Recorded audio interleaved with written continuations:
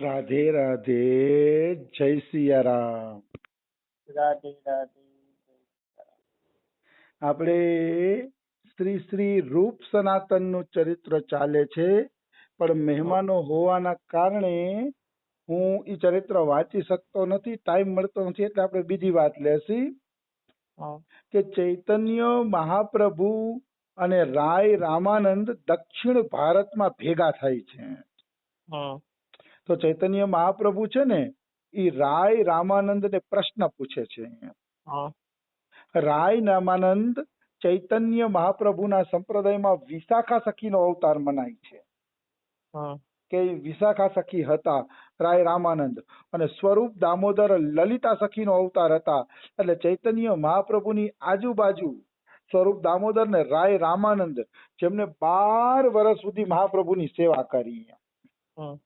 ચૈતન્ય મહાપ્રભુ જ્યારે ગંભીરા અવસ્થામાં હતા, વિયોગમાં હતા, ત્યારે વિયોગની અવસ્થામાં 12 વર્ષ સેવા કરી આ બે જણાએ.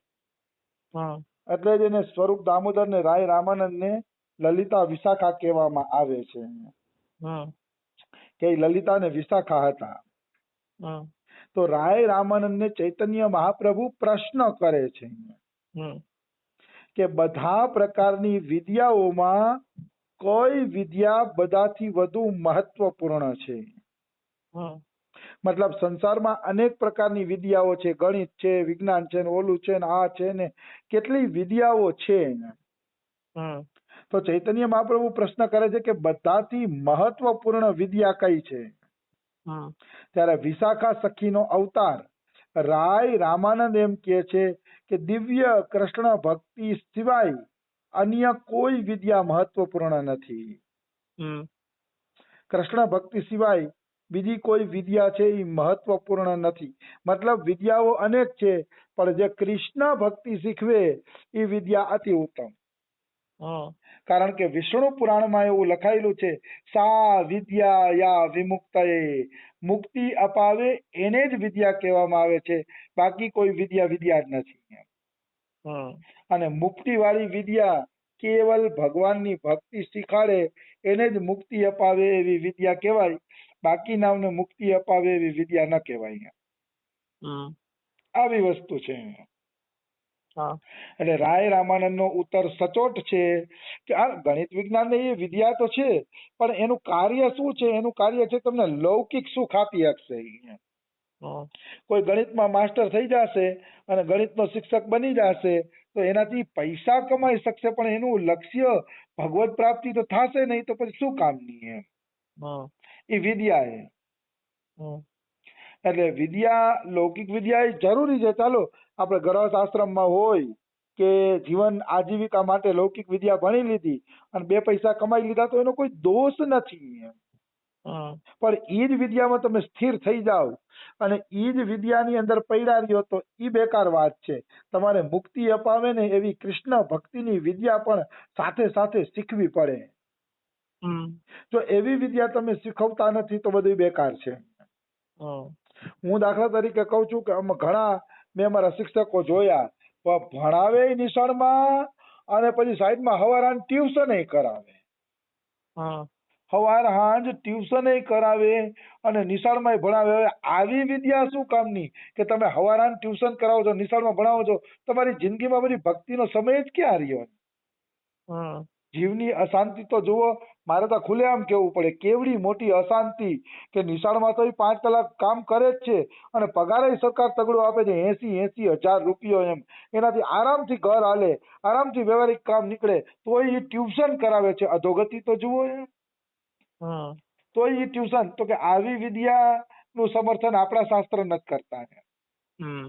આજીવિકા માટે એકાદો કમાણી કરી લ્યો, પછી તો મુક્તિ અપાવે એ જ વિદ્યા શીખવી જોઈએ. એ જ સાચી ભગવાનની ભક્તિ છે. આ ટ્યુશન બ્યુશન ના ધંધા ન કરાવવા જોઈએ. ઘણા લોકો નિવૃત્ત થાય તો ટ્યુશન કરાવતા હોય. અરે ભાઈ, નિવૃત્ત થયા હવે તો પ્રભુનું ભજન કરો, સરકાર એટલું પેન્શન તો આપે છે કે તમારું પેટ ભરાઈ જાય, પછી કોના માટે ટ્યુશન કરવું? આ બધી બેકાર વાત છે. મારે ખુલ્લેઆમ એટલે કેવું પડે કે આ બધું નકામું છે. અહીંયા વિષય આવ્યો એટલે અહીંયા ચોખ્ખું લખે છે, ચૈતન્ય મહાપ્રભુ કહે છે, પ્રભુ કહે કોન વિદ્યા વિદ્યા મધ્ય સાર, રાય કહે કૃષ્ણ ભક્તિ વિના વિદ્યા નહીં આર. હમ આ શાસ્ત્ર ચોખ્ખું કહે છે કે કૃષ્ણ ભક્તિ વિના વિદ્યા નહે આર. કૃષ્ણ ભક્તિ સિવાય બીજી કોઈ વિદ્યા વિદ્યા જ નથી. હમ તો આવી વાત છે. હમ મનુષ્યએ થોડુંક વિચારવું જોઈએ પોતાના આત્મકલ્યાણ. પછી આગળ એમ કહે છે, ચૈતન્ય મહાપ્રભુ પ્રશ્ન પૂછે છે, કીર્તિ ગણ મધ્ય જીવેર કોન બળ કીર્તિ. તો રાય રામાનંદ કહે છે, કૃષ્ણ ભક્ત બલિયા યાહાર હય ખ્યાતિ. હમ આ બંગાળીમાં લખેલું છે, અમારો સંપ્રદાયનો ગ્રંથ છે ચૈતન્ય ચરિતામૃત. હમ બંગાળીમાં છે પણ છે બહુ મજેદાર ગ્રંથ. જેને ભક્તિમાં રુચિ છે ને તેમાં બહુ રસ આવે ને એવો આ ગ્રંથ છે.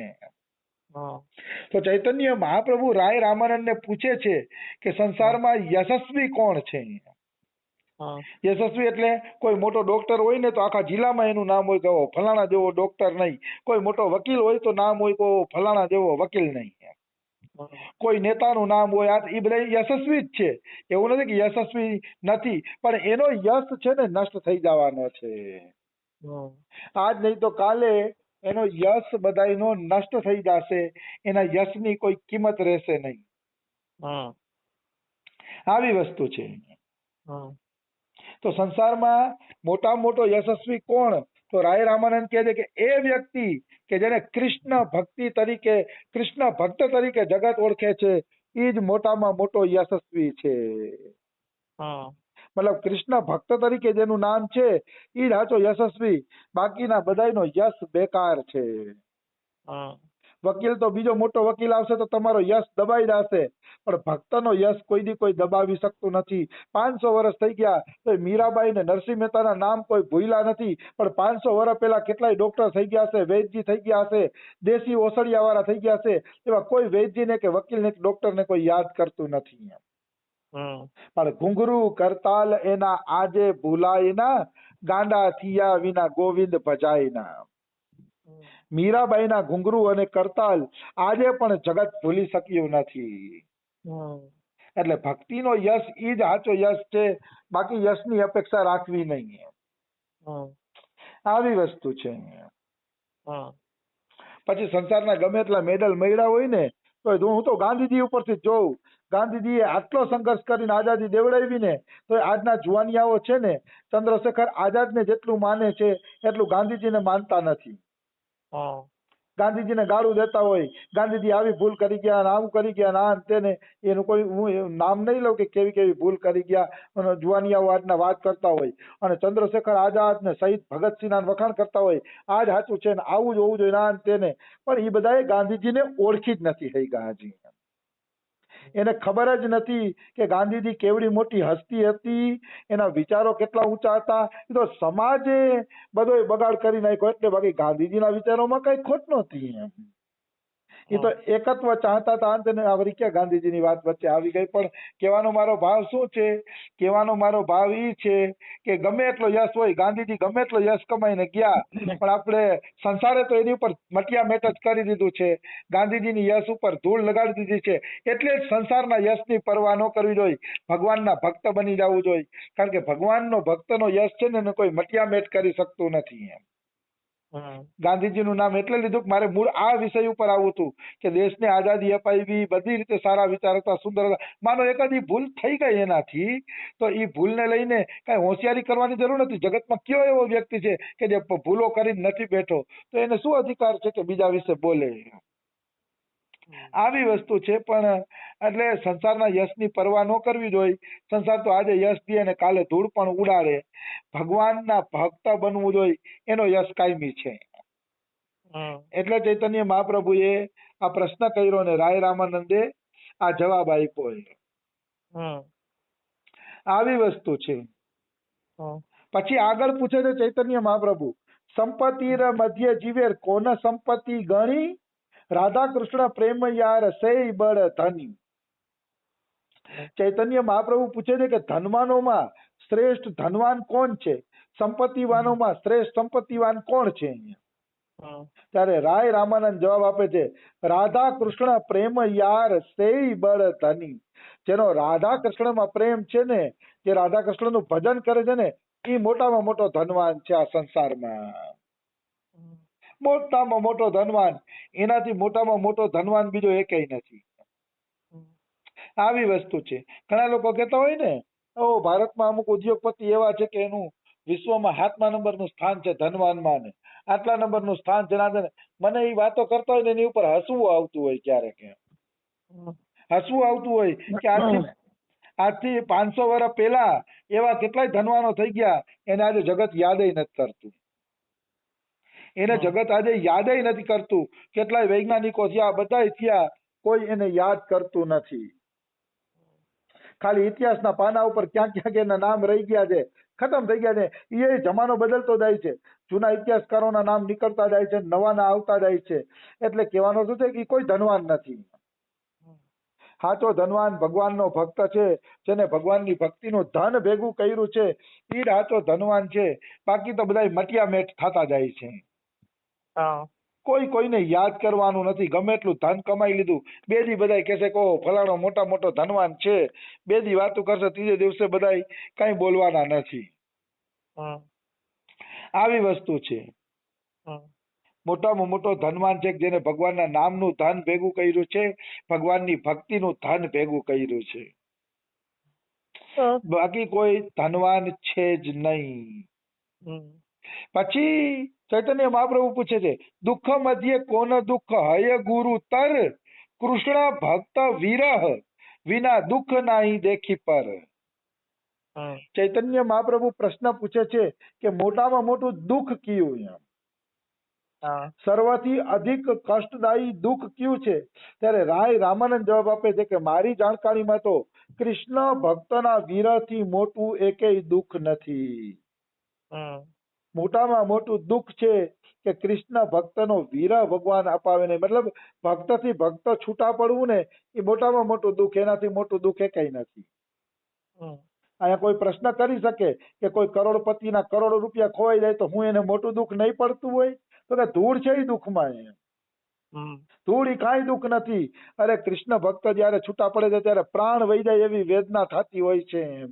એને મોટામાં મોટું દુઃખ કીધું. ચૈતન્ય મહાપ્રભુ જયારે સંન્યાસ લઈને ગયા ને ત્યારે એની પાછળ હજારો માણસો મૂર્છિત થઈ ગયા હતા, બેભાન થઈ ગયા હતા. કરોડ રૂપિયા ખોવાનો હશે ને એ મૂર્છિત નહીં થાય, સીધો પોલીસ સ્ટેશન જશે ને વહાં જશે ને ફરિયાદો લખાવશે ને ઓલું કરશે ને દોડાદોડી કરશે, મૂર્છિત નહીં થાય. પણ ચૈતન્ય મહાપ્રભુ જતા હતા ત્યારે હજારો માણસો મૂર્છિત થઈ ગયા.